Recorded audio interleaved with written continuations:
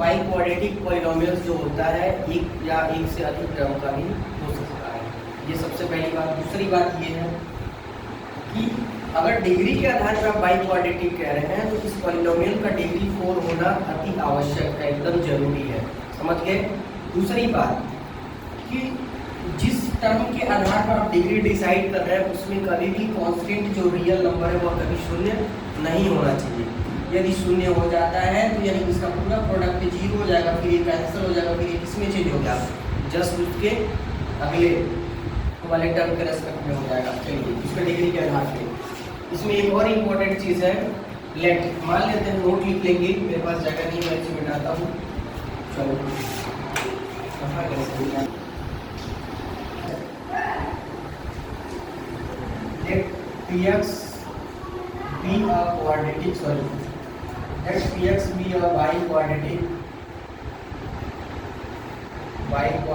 polynomial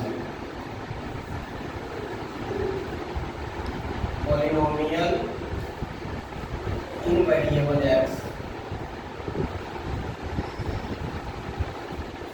then it can be written in the form of, then can be written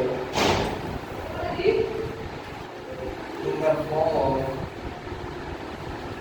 इसको किस में लिखा जाएगा, px अगर बाई क्वाड्रेटिक पॉलिनोमियल तो लिखेंगे ऐसे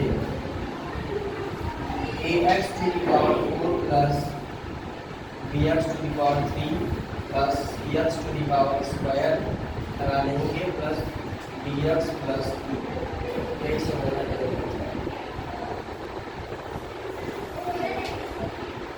यहाँ पे कंडीशन है जहाँ बी है a b c real number है, रियल नंबर होंगे, लेकिन कभी भी यहाँ पे जो कांस्टेंट कोएफिशिएंट ए है इसका मान कभी शून्य नहीं होना चाहिए। बट यहाँ कंडीशन बता देंगे इज नॉट इक्वल टू 0, तो ये 0 होगा, ये किसमें कन्वर्ट हो जाएगा, टू बी में हो जाएगा, पूरा टर्म 0 हो जाएगा। समझ गया ना प्रोडक्ट होने पे।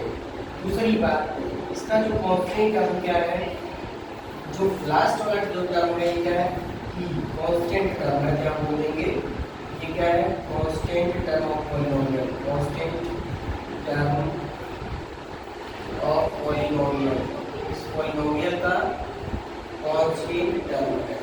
समझ गए।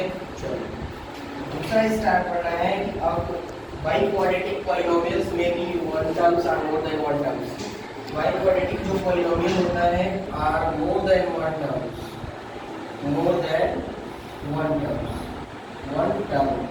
टर्म के आधार पर देखा जाए तो एक या एक से अधिक टर्म हो सकता है। दूसरी बात, बाई क्वाड्रेटिक पॉलिनोमियल में भी इन वन वेरिएबल